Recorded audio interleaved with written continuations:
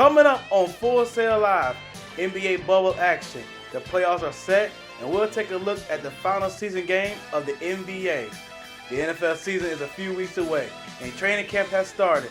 We'll head over to Frisco, Texas to see America's team and more next. Welcome to Full Sail Live.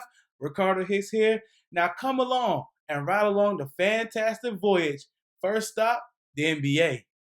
Breaking news out of the NBA. Alvin Gentry has been fired after 5 seasons as the head coach of the New Orleans Pelicans.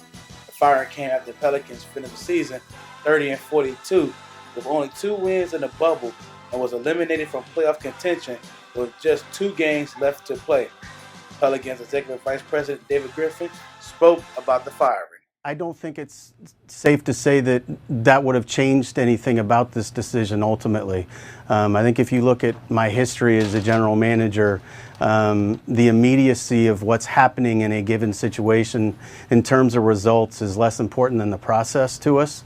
And this was a process that we looked at the totality of what almost felt like multiple seasons this year and felt like it was the right thing to do. And it was absolutely not a function of solely the bubble results. And frankly, had we been more successful in the bubble, this could have still been the decision we made.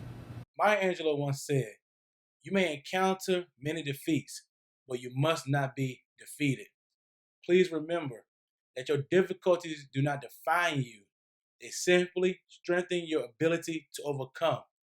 The team that proved this was the Portland Trail Blazers, who clawed their way back into playoff contention.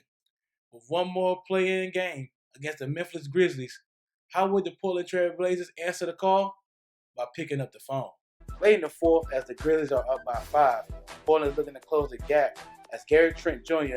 must have been playing 2K as he green beaned an open 3 to close the deficit to 2.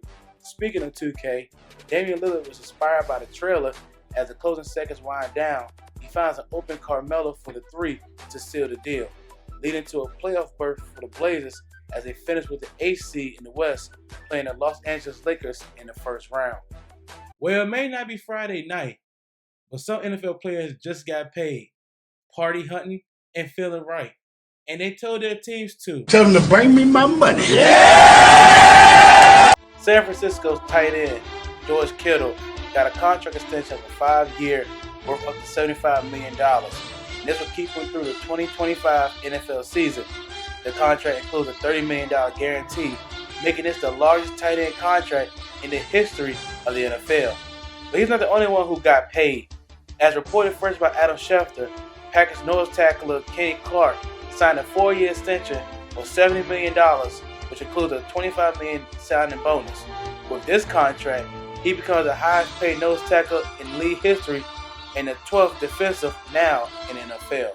As new players arrive at Dallas, all eyes will be on Dak Prescott and the high-powered offense. As he stated, he's more focused on the field rather than the business.